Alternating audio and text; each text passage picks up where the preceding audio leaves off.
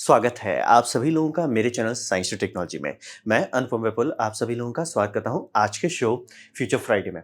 आज बात करें काफ़ी पॉलिटिकल टॉपिक के बारे में, यानी कि ट्रंप का इलेक्शन दोबारा हो गया है।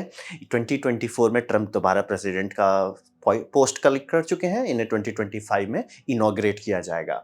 तो अब क्या होगा, तो आइए समझते हैं। अब रहा बात, आप लोग को लग सकता है कि भैया ये इस इलेक्शन में क्यों कवर कर रहे हैं। बात ये समझिए, अगर आपको दुनिया पसंद हो चाहे नहीं पसंद हो, फर्क नहीं पड़ता। आप एक ही ग्लोब में रहते हो और उस ग्लोब में यूएस इलेक्शन का फर्क सब देशों पे पड़ता है, जो कि पूरे 200 देश हैं, सब पे असर पड़ता है। ये पसंद हो चाहे नहीं पसंद हो, ये है, इसका कुछ कर नहीं सकते। तो ये है। अब रहा बात कि ये कितनी बड़ी बात है कि एक प्रेसिडेंट था। प्रेसिडेंट में यूएस के केस में लॉ लगाया गया है, मतलब पहले कुछ लोगों ने तबाही मचा दी, तो बाद में लॉ लगाया गया कि कुछ भी होने पे एक प्रेसिडेंट 2 टर्म से ज़्यादा नहीं रह सकता ऑफिस में। यानी कि आइए, 1 टर्म काम कीजिए, दोबारा अगर इलेक्ट हुआ दूसरा टर्म काम कीजिए, तीसरी बार आपको लड़ने नहीं दिया जाएगा। 2 टर्म निकलिए, चाहे कितना भी आपको पसंद किया जाए। ये मतलब बहुत कहते हैं ना, बहुत बुरी तरीके से सीखना पड़ा कि ये बाय लॉ लगाया गया है।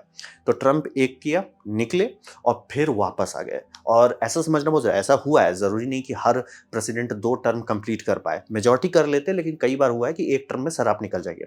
फिर वो 1 टर्म में आप निकल जाइए, फिर वापस एक गैप के बाद आइए। ये इतना रेयर है कि सिर्फ़ ये एक बार हुआ है। ये समझना बहुत ज़रूरी है। ये कमबैक ऑफ इयॉन्स कहा जाता है, क्योंकि आखिरी बार जब ये हुआ था यूएसए में, तो उस टाइम अगर आप साल देखेंगे तो उसमें नंबर 18 से शुरू होता है। 1900s की बात नहीं कर रहे, 1800s की बात हो रही है। ये गोवर क्लोवलैंड जो थे, ये 22 प्रेसिडेंट थे और इनको 23 में नहीं मिला, लेकिन 24 में ये दोबारा जीते। तो ये समझना बहुत बड़ी बात है। ये इन्होंने अचीव किया था, ये ट्रंप वापस अचीव कर लिए। ये बड़ा बात नहीं, ये बहुत ज़्यादा बड़ा बात है। मतलब ये मॉडर्न टाइम में कहा जाता है, पॉलिटिकल हिस्ट्री के हिसाब से बड़ा बात है। मतलब किसी भी देश में इस तरह का चीज़ होना बड़ा बात है। और ये फ़ोटो तो अकेले ही काफ़ी है, तो बड़ा बात हुआ है। और जिस टाइम मैं ये वीडियो बना रहा हूँ, यानी 2024 11/07 12:53 के जिस टाइम मतलब मैंने ये प्रेजेंटेशन बनाया, उस टाइम में बाकी 2 इलेक्शन भी अभी चल ही रहा है, जिसमें आपका ये प्रेसिडेंशियल इलेक्शन कंप्लीट हो चुका है और 2 और इलेक्शन चल रहा है, जिसमें आपका सेनेट इलेक्शन चल रहा है और हाउस ऑफ रिप्रेजेंटेटिव इलेक्शन चल रहा है। सेनेट इलेक्शन में इनकी पार्टी जो है, रेड पार्टी समझ लीजिए, वो मेजॉरिटी क्रॉस कर गई, लेकिन इसमें उतना बढ़िया बात नहीं है कि इनको और चाहिए था एक्चुअली। मेजॉरिटी 51 को मेजॉरिटी माना जाता है। 100 सीट है, उसमें 51 को मेजॉरिटी माना है। लेकिन आपको अगर कोई रूल पास करना है, जैसे प्रेसिडेंट बोलता है कि हमको ये रूल पास कराना है, वो सेनेट पे जाएगा। सेनेट पे स्टैंप पड़ेगा कि नहीं पड़ेगा, वो डिपेंड करता है कि आपकी खुद की ये है कि नहीं, क्या बोलते हैं, मतलब आपका मेजॉरिटी है कि नहीं। मेजॉरिटी जनरली हमेशा बटा रहता है। तो टारगेट है, अगर आप 60 पहुंच जाते हैं तब बम बम, तब मतलब आपको डिस्कशन लेना ही है, अपोजिशन पार्टी का कोई मतलब नहीं रहता है। तो वैसा अभी हुआ नहीं है। तो 52 आ गए हैं, तो यानी कि तुरंत तो रिजेक्ट नहीं किया जा सकता। और कुछ कुछ इमरजेंसी केसेस में होते हैं ऐसा कि मतलब जहाँ पे रुकना या डेलीगेट करना वायबल नहीं है, फटाक से 51% पे पास कर दिया जाएगा। तो सेनेट में इतना कंट्रोल रखना, ये 2016 से बड़ा बात है। ये मतलब ये रिटर्न मारे हैं तो यू टर्न मार के एकदम ढप्पा मार लिए। तो सेनेट में इतना बड़ा पार्टी सेक्शन कैप्चर करना बहुत बड़ा बात है। दूसरा, हाउस का रिजल्ट जिस टाइम बना, ये अभी थोड़ा बिहाइंड शेड्यूल चल रहा है। बिहाइंड शेड्यूल मतलब इसको 1-2 दिन और लग जाएगा कंप्लीट होने में, लेकिन इसमें भी परफॉर्मेंस ठीक ही ठाक है। और ये उतना इंपॉर्टेंट, इसमें मतलब कहा जाता है हर 2-2 साल में रिफ्रेश होता है, तो थोड़ा-सा अलग बात है। लेकिन ये तीनों इलेक्शंस जो चल रहा है और तीनों में जो परफॉर्मेंस है, इनका अकेले का और इनका पूरा पार्टी का अति बम-बम परफॉर्मेंस रहा है। तो ये समझना बहुत ज़रूरी है। अभी के टाइम में चूँकि ये सेनेट में मेजॉरिटी कर ली है, यानी कि अब ये अगर कुछ बिल डालते हैं, तो इतना ज़ोर का झटका ये पीछे लाएँगे कि मतलब बाकी जो इतने डेमोक्रेट्स हैं, उनको ऑलमोस्ट एग्री करना पड़ जाएगा। मतलब बहुत ज़्यादा दबाव के साथ आ रहे हैं। तो बोल रहे हैं वेंजेंस के साथ रिटर्न कर रहे हैं। और अगर ये हाउस में भी मेजॉरिटी पकड़ ली है, मामला बहुत सीरियस हो सकता है। और इसमें भी टाइम लगेगा और हाउस में भी टाइम लगेगा, लेकिन गेम अभी चल रहा है। और कैमला हैरिस को तो हटा ही दिए, धो-धा के हटा दिया गया। तो ये बहुत बड़ी बात है, ठीक है? ये समझना बहुत ज़रूरी है।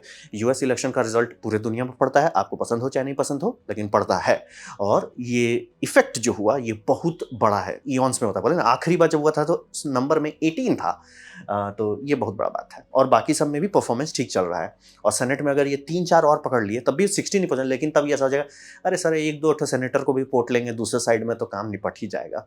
मतलब ऑलमोस्ट हर सेनेटर को एब्सोल्यूट लॉयल्टी रखना पड़ेगा, तभी स्लो डाउन किया जा सकता है ट्रंप को। नहीं तो ट्रंप मतलब ऑलमोस्ट ट्रेन की तरह तोड़ फोड़ के निकल सकते हैं आगे। अब रहा बात की हिस्टीरिया जो था ट्रम्प के बारे में, जिसे हम लोग कहते थे ट्रम्प डिरेंजमेंट सिंड्रोम, क्योंकि देखिए 2016 पहली बार था। तो पहली बार जब होता है तो काफ़ी ज़्यादा हिस्टीरिया होता है। अब रहा बात की वो सच है कि नहीं कैसे जानिएगा?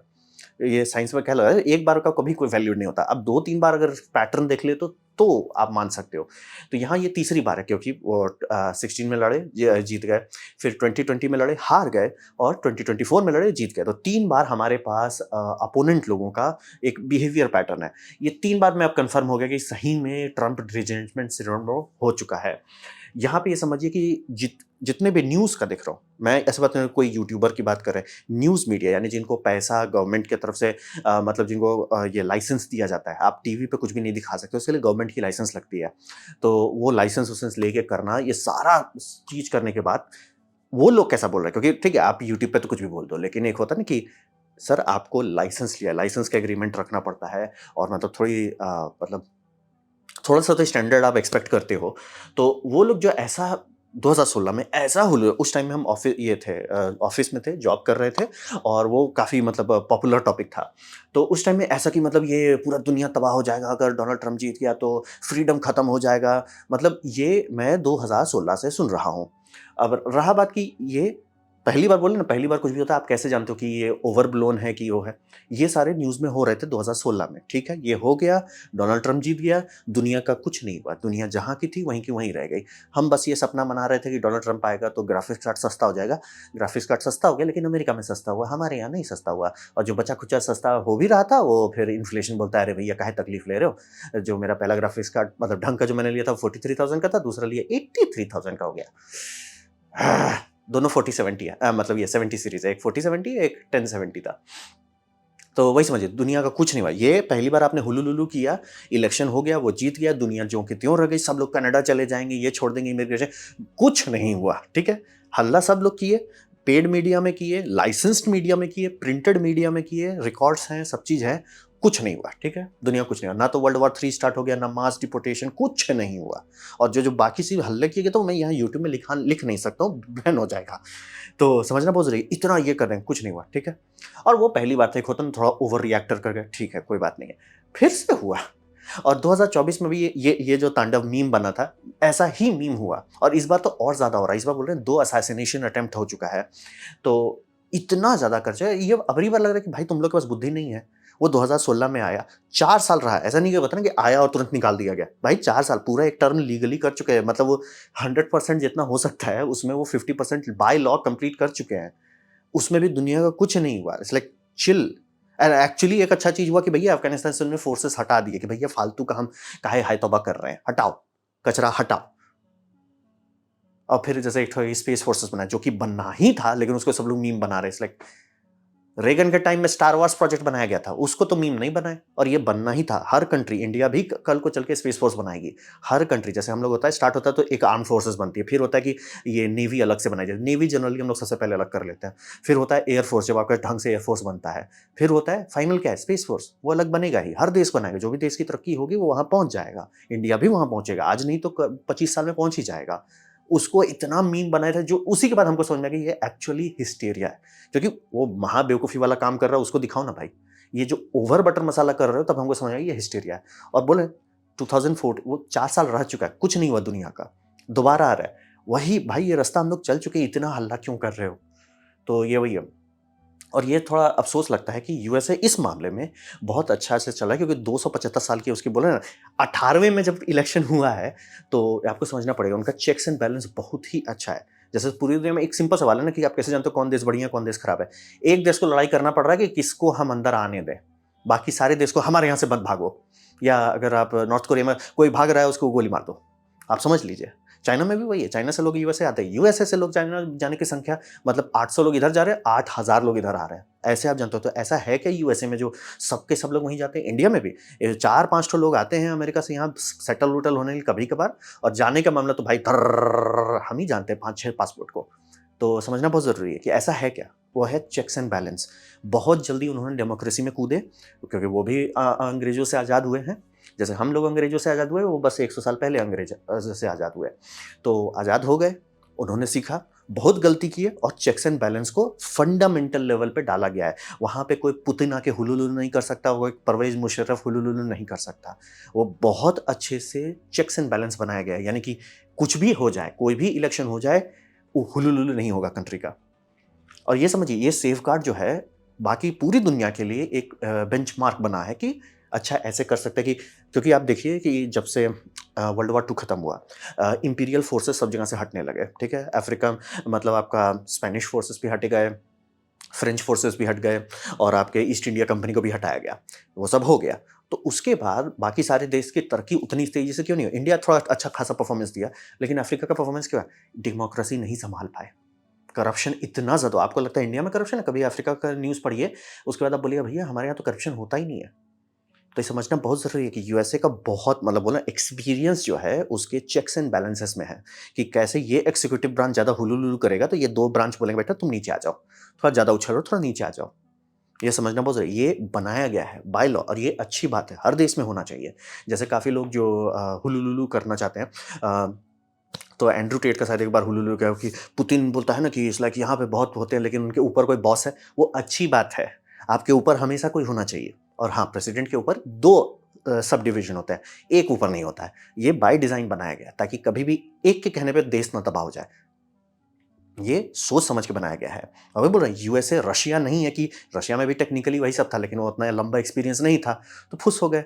और फिर पाकिस्तान, उनका क्या ही बात करें, मतलब मैं पाकिस्तानी यूट्यूबर्स को लाके चैनल पे बात कर चुका हूँ। हिसाब वही आता है कि कभी भी मतलब उनकी आर्म्ड फोर्सेस ढंग से डेमोक्रेसी को ग्रो ही नहीं करने देती है। जब भी उनके मन लायक नहीं होता, हटा दो। अरे भैया ऐसे थोड़ी होता है देश मतलब ये ऐसी बात है, बच्चा भी चलना शुरू किया लुढ़का, अरे हटा दो इसको, इसलिए अरे ऐसे थोड़े होता है।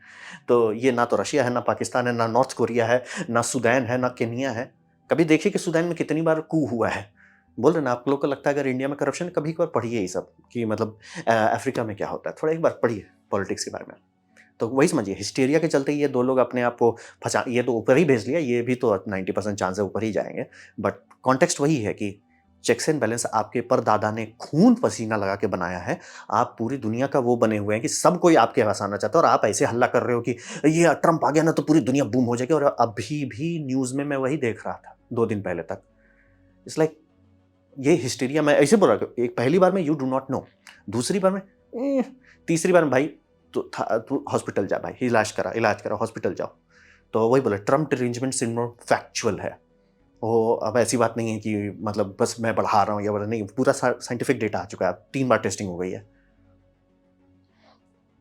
तो अब बात करते हैं कि ये रिजल्ट ऐसा क्यों हो गया? इस रिजल्ट इसलिए हुआ कि लोग टूट चुके हैं और ये पूरी दुनिया की बात हो रही है। ऐसा क्यों है? क्योंकि ये हो गया।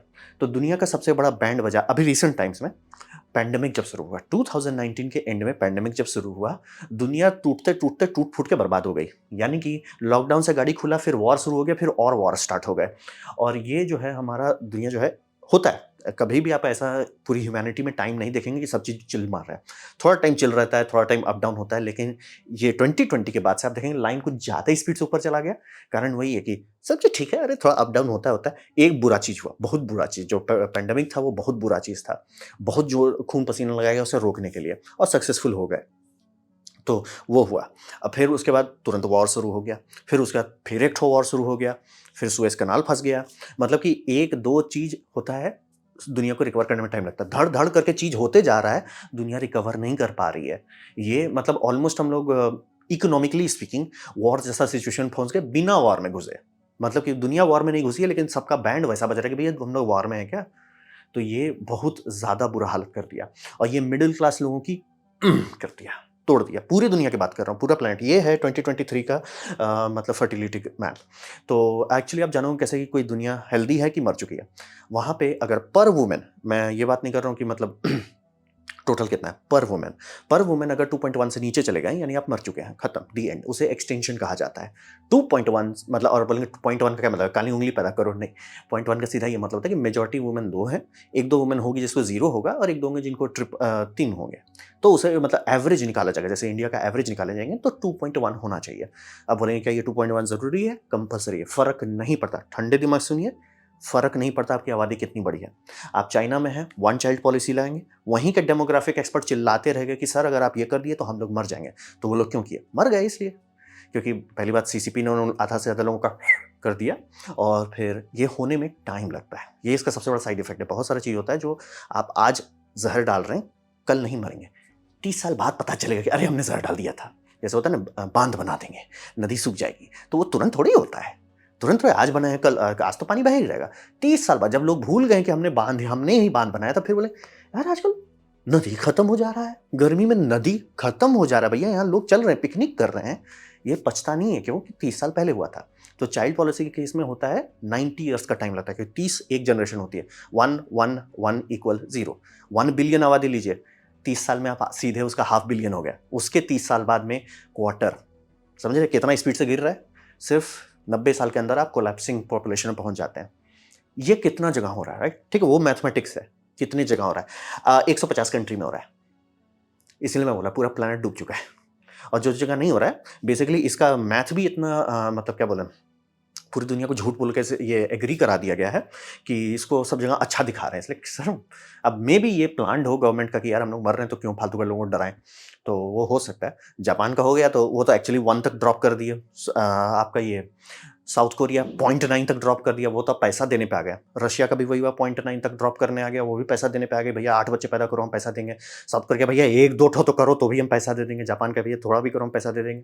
सबका हो रहा है। जहाँ पे जब लोग एक्चुअली मरना दिखने लगते हैं कि अच्छा हम मर रहे हैं, तब लोगों को अब एक होता है, लेकिन तब तक गाड़ी खुल चुकी रहती है। चाइना का भी वही 1 चाइल्ड पॉलिसी का हल्ला किया, लेकिन वो सीसीपी है, भगवान है, तो गलत थोड़े हो सकते हैं। तो अब प्यार से उसको हटाया गया, 1 चाइल्ड पॉलिसी हटाया गया। फिर प्यार से 2021 के आसपास में 3 चाइल्ड पॉलिसी लागू कर दिया है। 3 बनाओ, कोई नहीं कर रहा है। अब ये बोल रहे पूरी दुनिया टूट चुकी है, पूरा दुनिया। सिर्फ थोड़ा सा अफ्रीकन नेशंस बचे हुए हैं जिसका पॉपुलेशन हेल्दी है, बाकी और 1-2 ठो मिडिल ईस्ट का, बाकी सब खत्म खत्म, दी एंड। मतलब कि ये आप किसी भी डेमोग्राफिक वाले से बात कीजिए, वो बता देंगे। इंसान मानेगा नहीं कि ऐसा थोड़े होता है, हम नहीं मानेंगे। इसलिए ऑब्वियसली आप नहीं मानोगे, जब आप मर जाओगे तभी मानोगे। वो कोई नहीं मानता है। जापान भी नहीं मान रहा था शुरू का कुछ साल तक, बस अरे सही में मर जाएंगे। इसलिए हाँ, हम लोग जैसे अब इंडिया में किसी को कोई फर्क नहीं पड़ता है। 5 अराउंड हम लोग का टारगेट है। 1984 में हमने शुरू किया था, तो आप वहाँ से हिसाब लगाओ 90 साल बाद, यानी कि 2064 के आसपास में हम लोग सेल्फ पिटेंगे। लिख के आज दे रहे हैं। तो ये पूरी दुनिया में दिख रहा है, ठीक है। ये समझना बहुत जरूरी है। एक कंट्री को आप इग्नोर कर सकते हो, जैसे आप बोल देंगे जापान बोले क्या फर्क पड़ता है, यहाँ पे है छोटा सा, हटा दो, क्या फर्क पड़ता है। फिर आप बोल दो कि म्यांमार का हो रहा है, क्या फर्क पड़ता है, हटा दो। देख इंडिया का हटा भैया, आप बिलियन को हटा रहे हो। चाइना का हटा दो भैया, बिलियन हटा ही रहे हो। आप इसका यूएसए का हटाते हो, 0.3 बिलियन उड़ा रहे हो। अफ्रीका का डालते हो, वहाँ पे ऑलमोस्ट 1.5 बिलियन लोग हैं। फिर आपका लैटिन अमेरिका को जाते हो, सब देख रहे हैं। ये पूरा दुनिया का हालत है। दुनिया टूट चुकी है और सबका यही हो रहा है कि कोई बच्चे बना ही नहीं रहा है और किसी को भी भविष्य का होप नहीं है, प्लैनेट वाइड। तो ये समझना बहुत जरूरी है। एक बुरा चीज़ हम लोग को इतना स्पीड से इसीलिए तोड़ दिया, और चूंकि ये कलेक्टिव इकोसिस्टम में हम लोग रहते हैं, एक का डैमेज बाकी सब जगह फैल गया। जनरली वॉर ऐसा कभी नहीं होता था क्योंकि ये पूरा फैल ही नहीं पाता था, लेकिन ये इस बार 2020 के बाद से जो चीज़ होते जा रहा है, फैलते जा रहा है। जैसे कि आप बोलेंगे ये रशिया और यूक्रेन का वॉर से क्या फ़र्क पड़ता है। हमारा अनाज का दाम बढ़ जाता है, हमारे अनाज पे प्रेशर बढ़ जाता है कि भैया इंडिया में अनाज डालने की जगह तुम बाहर बेचो, ज़्यादा प्रॉफिट होगा। फिर अब इंडिया में लोग बोले भैया हमारा अनाज का दाम काहे बढ़ रहा है, क्योंकि अनाज के मामले में ये यूक्रेन और रशिया पूरा दुनिया का ब्रेड बास्केट माना जाता है। वो भेजते हैं अफ्रीका में भेजना बंद हो गया, दाम बढ़ गया, हमारा अंदर का माल बाहर जाने लगा। सोचे, आप सोचे नहीं थे कि ये उनके लड़ने से हमारा खाना क्यों महंगा हो रहा है। क्योंकि अब सारे बिजनेसमैन के पास ऑप्शन आ रहा है कि भैया या इंडिया के इंटरनल मार्केट में रखें या बाहर बेचें, डबल प्रॉफिट आएगा। और गवर्नमेंट भी चाहती है कि बाहर जाएंगे, बाहर जाता है तो जनरली डॉलर आता है तो हम लोग तेल खरीद पाते हैं। तो ये जो है वर्ल्ड जो है पूरा नरक में बन गया और लोग टूट गए। वही बोलो, लोग टूट गए कैसे जानते हैं, जब बच्चों पैदा होना बंद हो जाते हैं। जब आपका 150 कंट्री का ये हालत है कि भैया सब बिलो 2 आ चुके हैं और कुछ कुछ 1 से नीचे उतर रहे हैं, मतलब खत्म। अब रहा बात कि ऐसा हुआ क्या, हुआ ये है कि लोग अफोर्ड नहीं कर पा रहे हैं। बोल रहे हैं 2020 से 2024 के बीच का जंप जो है खतरनाक है। इतना तेज जंप हम नहीं बर्दाश्त कर सकते, कोई नहीं बर्दाश्त कर सकता। मतलब कि ऐसा टाइम होता था, हम कोई चीज़ खाते थे उसका दाम फिक्स रहता था। जैसे हम पनीर रोल खाते थे हावड़ा स्टेशन में, जब छोटे थे तो 20 रुपये का आता था।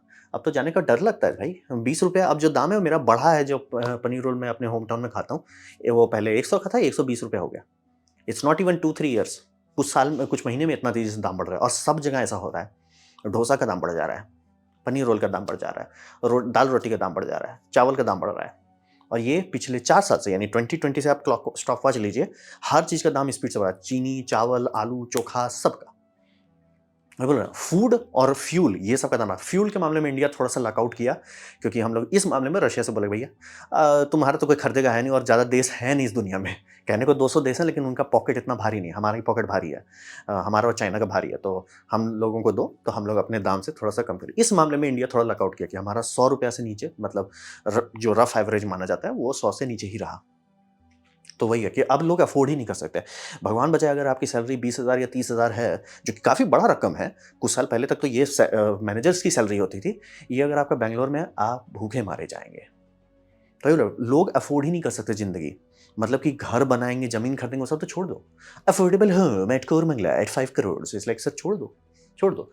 तो वही बोल रहे हैं ये इसका सबसे बड़ा असर क्या होता है, लोगों का लॉन्ग टर्म थिंकिंग खत्म हो जाता है कि हम आज कुछ कर रहे हैं, जैसे बोले ना, हम आज बाँध बना रहे हैं, कल हम लोग मारे जाएँगे, तो कल का नहीं सोचे तो आज हमने बाँध बना दिया और कल सब मर गए।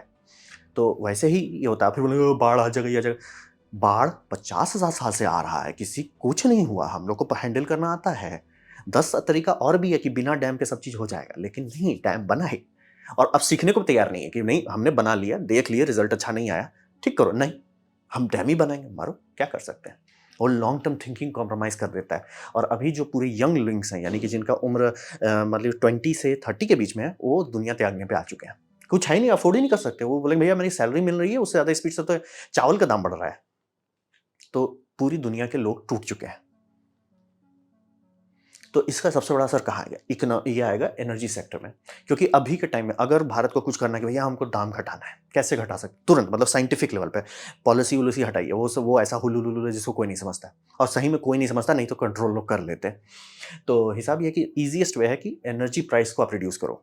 यानी कि अगर हमारा इलेक्ट्रिक खर्चा कम होने लगे, क्योंकि इलेक्ट्रिक खर्चे से ही सारे फैक्ट्रीज़ चलते हैं, सारे प्लांट्स उसी पे चलते हैं। बिजली का दाम कम करने लगे या गवर्नमेंट मार्केट पे फ्लड करने लगे फ्यूल को, तो तुरंत दाम पे कंट्रोल लग जाएगा।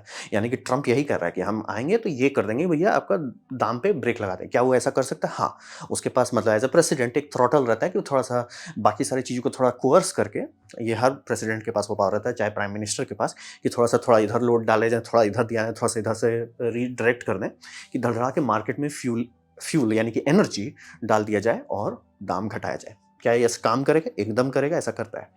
लेकिन बात है कि हम लोग को अभी कुछ चाहिए, अभी। मतलब कि अभी के अभी चाहिए, नहीं तो सही में कल खत्म हो जाएगा। तो यहाँ पे अब तो सिर्फ़ फॉसिल फ्यूल ही है जो इतना शॉर्ट टर्म में कुछ कर सके, क्योंकि हम लोग पिछले कुछ साल से सुधार तो रहे नहीं थे अपने आप को, तो अब वहाँ पे आ गया कि और कोई ऑप्शन नहीं है। ये ऐसा समझिए ना कि आपको शुगर का 1-2 बार झटका लगता है, बॉडी को उसी टाइम अगर ध्यान दे दिए, उसी टाइम अपने बॉडी पे कंट्रोल कर लें, सँभाल लेंगे। लेकिन नहीं ध्यान दिए, नहीं कुछ किया, अब लो भैया इंसुलिन का सुई डालो, हम लोग वहाँ पहुँच गए, इंसुलिन का सुई डालना पड़ रहा है। तो फॉसिल फ्यूल हम लोग को शॉर्ट टर्म में एसएप बचा सकता है, यानी कि एज सून एज पॉसिबल, यानी कि अगर कल से मार्केट में फ्यूल्स की सप्लाई ओवर डिलीवरी करने लगे, दाम पे फ़र्क पड़ जाएगा। अब रहा बात कि यूएस के नज़र से देखें तो ये शॉर्ट टर्म गेन है, लॉन्ग टर्म लॉस है। क्यों? ये है यूएस का ऑयल का ये गैस का स्पेसिफिकली आउटपुट। तो गैस पे मतलब काफ़ी अच्छा तरीका है एनर्जी बनाने का। जेट इंजन प्लांट में डाला जाता है एनर्जी, दिल्ली में भी बहुत सारे हैं, आप लोग इधर-उधर घूमिएगा दिख जाएगा jet engine power plant, natural gas power plant. तो हिसाब ये है कि गैस वेल थे इनके पास, उसका प्रोडक्शन कम हो गया। ऑयल वेल था, उसका प्रोडक्शन कम हो गया। कोल बेड वेल्स थे, उसका भी प्रोडक्शन कम हो गया। लेकिन एक का प्रोडक्शन बढ़ रहा है, ये क्या है? शेल गैस का। तो क्या शेल गैस जो ये पूरा यूएस का मैप है, जिसमें शेल गैसेस दिखाया जा रहा है कि यहाँ बहुत सारा एरिया है, फोर्ड में है, बहुत सारा जगह एरिया में है। मतलब है, काफ़ी बड़ा उनके पास रिज़र्व्स हैं और दुनिया का सबसे ज़्यादा प्रोडक्शन फ्यूल का मतलब ऑयल एंड गैस का यूएसए ही करता है। तो उन्होंने कहा यूएसए बेचता क्यों नहीं है? वो खुद ही उतना गटकता है। वो इतना गटकता है कि उसके बाद भी वो इम्पोर्टर है। तो इसीलिए ओपेक का मेजॉरिटी यही गटक जाते हैं और बचा-खुचा इधर-उधर बाँटा जाता है, रशिया इधर-उधर में। तो इनका है कि भैया अभी फॉसिल फ्यूल करो, तो इसीलिए वो ये फ्रैकिंग का इस्तेमाल किया गया। और जो आप लोग इसे सुनेंगे कि अमेरिका में ऑयल का प्रॉब्लम, गैस का स्पेसिफिकली प्रॉब्लम सॉल्व हो गया, कारण वही था कि फ्रैकिंग स्टार्ट कर दिया। तो फ्रैकिंग पहले क्यों नहीं करते थे? क्या पहले नहीं पता था? पता था। पहले उतना ज़रूरत नहीं था और पहले ये सब ऑयल वेल, गैस वेल ये सब बम-बम दे रहे थे, ज़रूरत नहीं था। ओवर सप्लाई था आपके पास उस टाइम में। ओवर सप्लाई मतलब सफिशिएंट सप्लाई था। वो सप्लाई जैसे-जैसे गिरना शुरू हुआ, मतलब आपका ये 2007 से, तब लोगों को समझ आया नहीं कुछ और रास्ता चाहिए। तब लोगों का मेहनत किया सेल गैस एक्सट्रैक्शन पे, जो कि बहुत महँगा होता है। लेकिन ये तेल का दाम इतना बढ़ रहा था कि वो प्रॉफिटेबल होने लगा, तब जाके अभी वो यूज़ कर रहे हैं। तो अगर इस पे अभी जो कि ट्रम्प का कहना है कि हम इस पे पूरा देंगे, इस पे प्रॉफिट आएगा, इससे लोग और तुरंत इस पे कूद जाएँगे, जॉब्स बनेंगे, इन्फ्लेशन कंट्रोल होगा, क्या ये सब बात सच है? एकदम सच है। बट ये फिर शॉर्ट टर्म है, क्यों? एग्ज़ैक्टली यही रास्ता पे, ये अगर आप इसको लंबे टर्म से देखते हैं, यानी कि 1860 से देखते हैं, तो हम लोग का ये जो नॉर्मल आपका गैस आउटपुट था, ये सब नॉर्मल वेल से आते थे। पूरी दुनिया वहीं ग्रोथ हुई है, आपका अराउंड 1920 से लेके 1980 तक में सारा जो ग्रोथ एकदम बूम, पूरी दुनिया जो इंडस्ट्रियल रेवोल्यूशन से गुजरी, वो इसी पीक में हुआ था। लेकिन फिर पीक नीचे क्यों आ गया? ये नेचुरल रिसोर्स है, इसका फिक्स एलिमेंट है, यानी कि पूरा यूएसए का जो सेल्स हैं जहाँ पे इनको गैस का कैलकुलेशन किया गया है, वो पता है, वो कैलकुलेशन फिक्स्ड है। यानी कि अगर मान लीजिए 10 करोड़ टन का इनके पास आता है कि 10 करोड़ टन है हमारे पास, वो बढ़ने वाला नहीं है, वो घटता ही रहेगा, घटता ही रहेगा, घटता ही रहेगा। तो यानी कि शुरू-शुरू में धड़, धड़, धड़, धड़, धड़, धड़, धड़ बढ़ाते गए, फिर धड़, धड़, धड़ करके वो घटता रहेगा कि भैया सर अब तो और नहीं है, दाम बढ़ जाता है। और शेल गैस का भी वही कि अभी हम लोग ऊपर जा रहे हैं, हम लोग एग्ज़ैक्टली शेल गैस के केसेस में एग्ज़ैक्टली वहाँ हैं जहाँ पे ऑयल के टाइम में थे, अराउंड 1920s में, कि अभी तो मिलना शुरू हुआ है। तो इस शॉर्ट टर्म में ये इकोनॉमी को बचा सकता है, लेकिन लॉन्ग टर्म में ये डाल हम लोग को फिर से वहीं पहुंचा देगा जहां से चले थे। और चूंकि रिन्यूएबल में नहीं कूदते थे, रिन्यूएबल लॉन्ग टर्म तक स्केल कर सकता है, क्योंकि सूरज नहीं भागने वाला, हवा नहीं रुकने वाला। तो ये समझना बहुत ज़रूरी है कि अगर आप सोलर फार्म पे खूब खर्च करते हैं, पहली बात तो वो आरओआई तुरंत दे देता है। दूसरी बात, अभी सोलर पैनल जो है वो लो ग्रेड टेक्नोलॉजी है। ऑब्वियसली कल के जो सोलर पैनल वो बेटर होंगे, ऐसा कैसे मैं कह सकता हूँ? अभी जितने भी सोलर पैनल्स हैं वो सब सिंगल जंक्शन सोलर सेल्स हैं। मल्टी जंक्शन सोलर सेल हैं, रियल चीज़ है, आप खरीद सकते हैं अगर पैसा बहुत है तो। उसका आउटपुट ज़्यादा होता है, सेम सरफेस है, मतलब आपको 1 स्क्वायर हेक्टर है, उस स्क्वायर हेक्टर में कितना निकाल सकते हैं वो बढ़ जाएगा। एक्चुअली स्क्वायर बोलने की ज़रूरत नहीं, बस वही समझिए 1 हेक्टर में कितना बिजली निकाल सकते हैं वो बढ़ा सकते हैं, सेम 1 हेक्टर का 1 हेक्टर ही रहेगा, बढ़ जाएगा। आपने सबस्टेशन बना लिया, आपने मेटल फ्रेमिंग बनाया, आप बस पैनल बदलते जाइए, हर 20 साल में आपका आउटपुट बढ़ता जाएगा, दाम घटता जाएगा। वही है, विंड फार्म में भी वही है कि आप एचवीडीसी बना लेते हो, आप पूरी टेक्नोलॉजी सीख लेते हो कि कैसे टरबाइन बनाना है। टरबाइन जो शुरू-शुरू में 1916 में बनते थे, 1 मेगावाट का भी लोग सपना नहीं देखते थे। फिर 2000 में हुआ कि हाँ, 5 मेगावाट, वॉव! 2010 में 8 मेगावाट, डैम! अभी का क्या है? 12 मेगावाट से ऊपर चल रहे हैं। 16 मेगावाट का एक है जनरल इलेक्ट्रिक का हैलाइड एक्स, बहुत ज़्यादा बड़ा पहुँच गया है। तो वही बोल रहे हैं, टेक्नोलॉजी डेवलप होती है, हवा तो कहीं नहीं रुकने वाला है, और हम लोग जैसा समुद्र में अंदर जा रहे हैं और क्लीन हवा मिले, क्लीन हवा मतलब जिसमें टर्बुलेंस नहीं है, बम बम एनर्जी मिल रहा है, अप टाइम बेटर हो रहा है, वेदर प्रिडिक्शन सुधर रहा है और अच्छे से हम लोग प्रिडिक्ट कर पा रहे हैं। तो रिन्यूएबल्स में है कि वो दाम घटते जाएगा, इसीलिए हर कोई पता है रिन्यूएबल्स का दाम घटता है। तो कंट्री के नज़र में देखें जाए, इस तरह का ग्राफ देखें, रिन्यूएबल है कि सर लाइन सीधा ऊपर जा रहा है, इंडिया का देखिए लाइन सीधे ऊपर जा रहा है, ऑयल गैस का देखिए वो हमेशा घटते रहता है।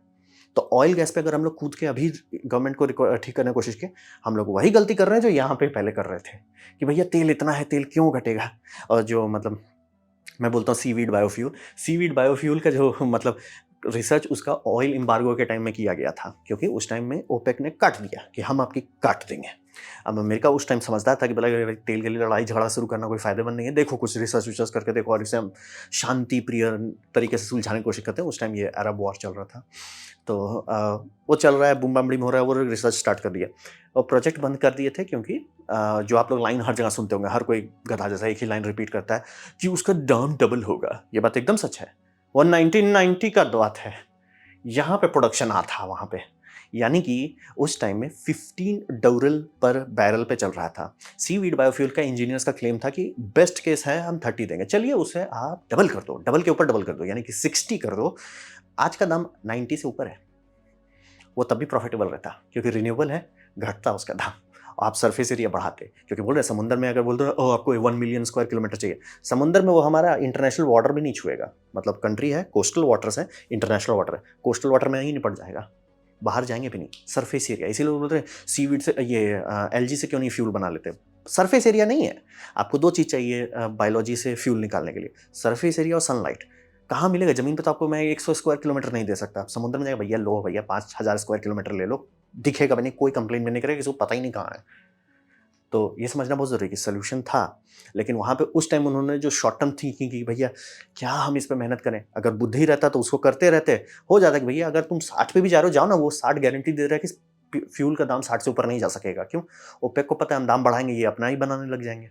प्राइस लॉक कर लेते, डबल सप्लायर वाला बेनिफिट उठा लेते। लेकिन वो वहीं वहीं पे दुनिया तबाह हुई है। जो 1990s में ये डिसीजन लिया गया कि हम लोग बुद्धि नहीं लगाएंगे, सब वही, अरे ये हाइप आएगा, ये नहीं सर, फिक्स्ड सप्लाई है, आज हाइप आएगा, कल मारे जाएंगे। 3 बार मरा चुके हैं, अभी भी फिर वही कर रहे हैं। तो ये बेसिकली शॉर्ट टर्म गेन है, लॉन्ग टर्म मारे जाओगे। तो एनर्जी सेक्टर में यही होगा।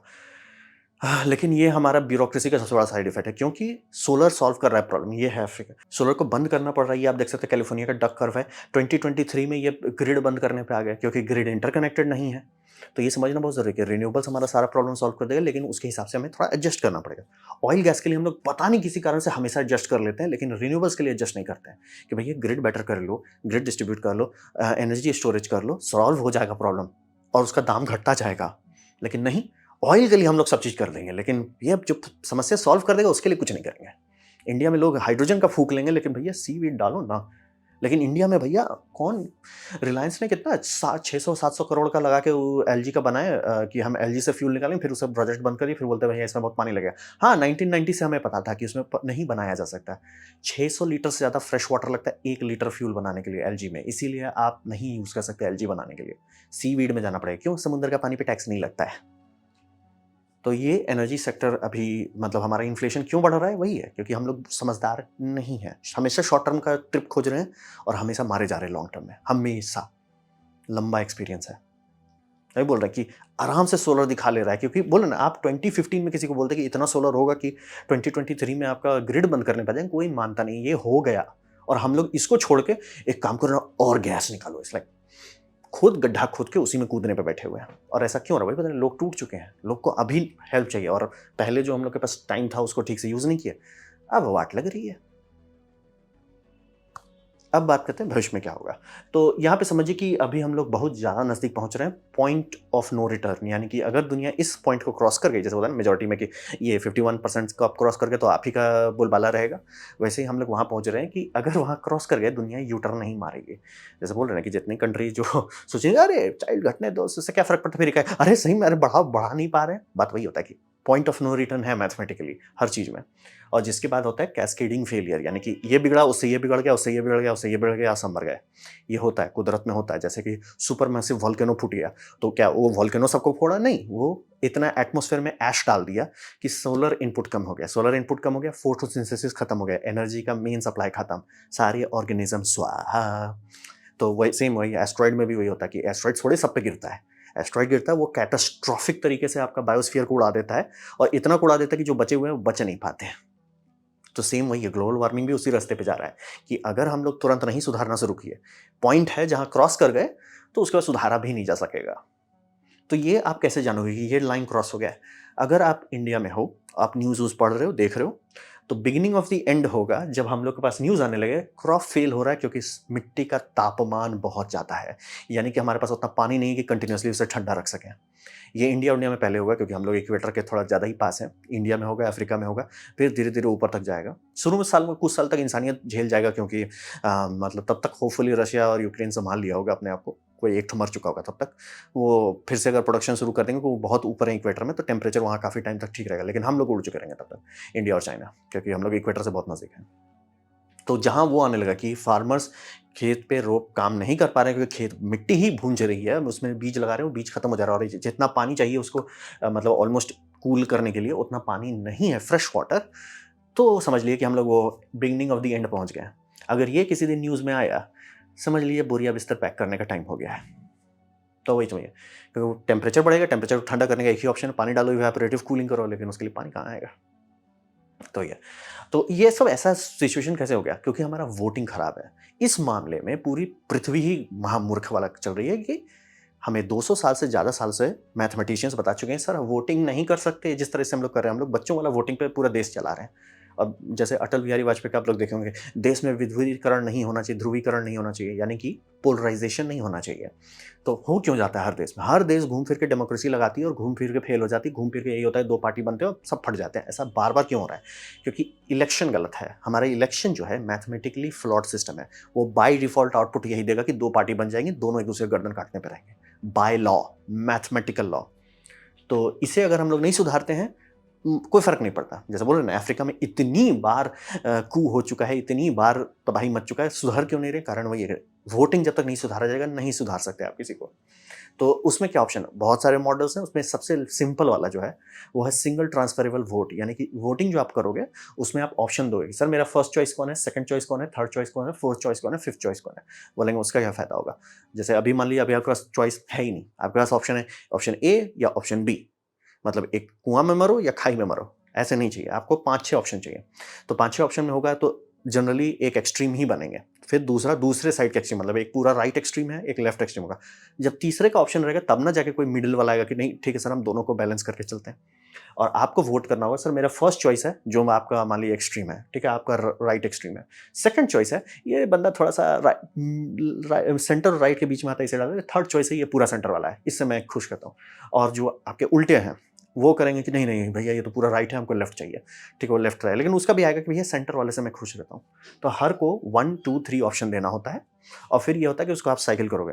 और इलेक्शन तभी आप जीतोगे जब आपका हाई परसेंटेज कंप्लीट हो, यानी कि 75% तक आप रख सकते हो। 75% से ज़्यादा नहीं आएगा तो नहीं है, तो बोले 75 तो आएगा नहीं, लोगों का नहीं आएगा, ऑब्वियसली नहीं आएगा, लेकिन ट्रांसफर करोगे आप।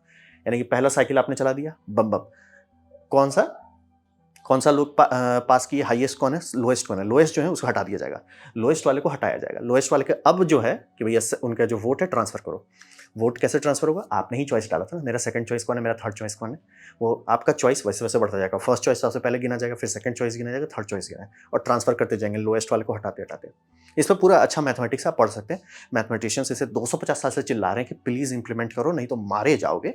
तो ये सॉल्व कर देता है, सबको एक मॉडरेट ऑप्शन देता है कि भैया हम तुमसे एग्री नहीं करते लेकिन ये पच जाएगा। दूसरा वाला, हम तुमसे एग्री कर रहे हैं लेकिन ये वाला पच जाएगा, जो पच रहा है वो आ जाएगा, ध्रुवीकरण कम होगा। अच्छा, ऑप्शंस देंगे, जैसे एग्जांपल देते हैं, गरीब लोगों को फ्री खाना जिंदगी भर, गरीब लोगों को कुछ नहीं देंगे, दोनों के अगेंस्ट लोग खड़े हो जाएंगे। अब मॉडरेट आएगा, वो बोले देखो हम गरीब लोग को 0 से 18 तक खाना देंगे। उसी में आप दूसरे भी और आ सकते हैं कि हम 18 से 25 तक आपको खाना पीना देंगे, लेकिन उससे ज़्यादा नहीं देंगे, क्योंकि सबको पता है कि फ्री का आप ज़िंदगी भर दोगे ऐसे वो बेसिकली आप अमीर का पैसा लेके दे रहे हो, टैक्स आप खुद ही काट रहे हो। और दूसरा कि 0 नहीं देंगे, वो बहुत क्रूअल हो जाएगा, और जो गरीब वाले हैं वो वोट करके हटा देंगे। लेकिन अब आप सेंटर रख देते हो, पता चलेगा सबका वही आ रहा है कि अब वो डिपेंड करेगा कि लोग का थर्ड चॉइस क्या है, सेकंड चॉइस क्या है, कि हम 18 से 25 तक खाना दें या 0 से 18 तक खाना दें, वो लोगों पर डिसाइड कर सकते हैं।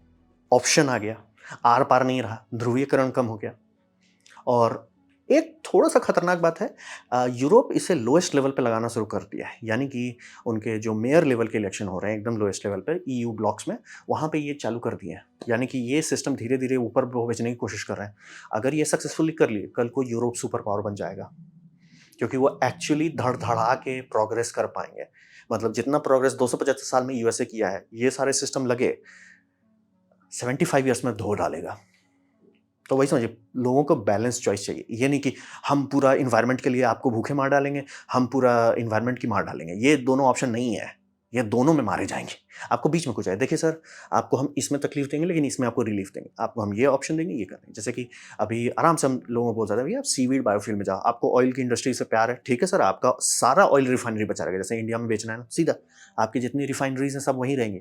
हम उसमें, और आपको तो ये भी फ़ायदा हो जाएगा, जो ऑयल रिग्स के लिए आपने मशीन्स बनाए हैं, वही मशीन्स आपका ऑन शोर आप उसे प्रोसेसिंग कर सकते हो, और जो क्रूड आउटपुट निकलेगा उसे आप रिफाइनरी के पास भेजो, रिफाइन करके फ़िल्टर करके दे देंगे। और जो काफ़ी लोग गधा जैसा बोल देते हैं ना, ओ बायोफ्यूल से इंजन नहीं चलता है, ख़राब हो जाता है, वो फ़िल्टरिंग का फेलियर है। जैसे कि अगर बायोगैस से आपका इंजन चल रहा है और ख़राब हो रहा है, तो यानी उसमें सल्फाइड नहीं निकाला गया है।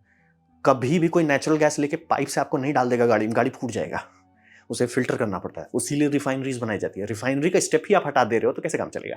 आप एलजी बायोफ्यूल से फ्यूल बना सकते हो, उसे इंजन में डालोगे, इंजन रोग आके चल भी जाएगा, लेकिन माइलेज नहीं दे पाएगा, क्योंकि वो फ़िल्टर नहीं है। फ्यूल की प्रॉब्लम नहीं है, आप धांधली कर रहे हो। क्रूड ऑयल लेके आप डाल नहीं देते हो ना इंजन में, फ़िल्टर करते हो ना, उसमें बहुत सारे और आप बहुत सारे आप लोगों को पता भी नहीं होगा उसमें साबुन डाला जाता है पेट्रोल और डीज़ल में। BS6 का स्टैंडर्ड आप पढ़े हैं ना, खोल के देखिए उसमें कितना मिलीग्राम साबुन डाला जाता है, और इंजेक्टर सब कैसे साफ रहता है, साबुन रहता है उसमें, डिटर्जेंट।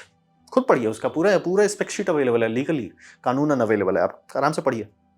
तो कॉन्टेक्स्ट वही होता है कि वो सब जो तिगड़म कर रहे हो वो आप करना नहीं चाहते हो बायोफ्यूल में, उसके बाद रोते हो अब बायोफ्यूल से ना इंजन खराब हो जाता है। कितने लोगों को मैसेज किया, हमको तो गुस्सा आता है पढ़ने में। तो कॉन्टेक्स्ट वही है कि लोगों को बैलेंस डाइट देना है। हम ये मार डालेंगे, हम ये फाड़ डालेंगे, नहीं, बैलेंस। आइए सर आगे बढ़ते हैं। नहीं अगर करेंगे हम लोग बोला चूज एक्सटेंशन कर रहे हैं, सब लोग जो अभी पढ़े हो ना कि एकदम ये उड़ जाना चाहिए, it's like are you sure what you are wishing for, like आप श्योर हो कि आप जो मांग रहे हो वो मिल जाएगा। और मिलने के बाद आप समझोगे कि अंग्रेजी में एक बहुत गंदा कहावत है, be careful what you wish for, you might get it. तो वही समझिए। और excess of everything is bad, मतलब कि पूरा राइट हो जाता है आप रॉन्ग हो जाते हैं, पूरा लेफ्ट हो जाते हैं तो भी आप रॉन्ग हो जाओगे। जैसे बोलते हैं गाड़ी के स्टीयरिंग व्हील सेंटर में सही रहता है, और फिर आप अच्छा इधर गाड़ी आ रही मैं लेफ्ट कर लेता हूँ, ओ जी इधर आ रही मैं राइट कर लेता हूँ। ये थोड़े रहता कि मैं पूरा लेफ्ट ही रहूंगा, भैया गोल गोल घूमोगे और कुछ नहीं होगा। तो वही समझिए कि हम लोग को ये वोटिंग में लगाना है। और बोल रहे हैं यूरोप में गाड़ी खोल ली है, अगर वो धीरे धीरे उसे ब्लॉक लेवल से लेके मेयर लेवल से थोड़ा सा ऊपर ऊपर के नीचे से ऊपर जाना है, ये पार्लियामेंट में लगाइए कोई फर्क नहीं पड़ने वाला। हमें ऑप्शन चाहिए, हमें ऑप्शन चाहिए कि हम ये फ्री का खाना देंगे, हम भूखे मार डालेंगे, दोनों नहीं चलेगा। हम फ्री का खाना देंगे, हम भूखे मार डालेंगे, हम फ्री का खाना सिर्फ 5 साल देंगे, हम फ्री का खाना सिर्फ 8 साल देंगे। ये ऑप्शंस चाहिए हमें। नहीं अगर नहीं सुधारेंगे तो बार बार इलेक्शन ऐसा खराब होगा और हम सब लोग खत्म हो जाएंगे। खैर मुझे कोई लेना देना नहीं, मैं दुनिया त्याग चुका हूं, तो आपकी मर्जी है। So this was my presentation Donald Trump के इलेक्शन के बारे में। उम्मीद करता हूँ आपको अच्छा लगा, कुछ सीखने लगा, कुछ समझ में आया। अगर ऐसा है लाइक कर दें, दोस्तों शेयर कर दें, उससे मेरा काफ़ी भला होगा। नहीं अच्छा लगा, नहीं पसंद आया, कोई बात नहीं, आप डिसलाइक दबा सकते हैं। मैं कहूँगा डिसलाइक 2 बार दबाएं, उससे मुझे पता चलेगा कितना ना पसंद हुआ है। मैं आपसे कमेंट लेके मैं हर कमेंट को पढ़ने की कोशिश करूँगा। आपसे सब्सक्राइब कीजिए, बेल दबाइए, आप फ्री हैं तो आपने फ्री दिखा ज्वाइन की, मुझे बहुत खुशी हुई। धन्यवाद।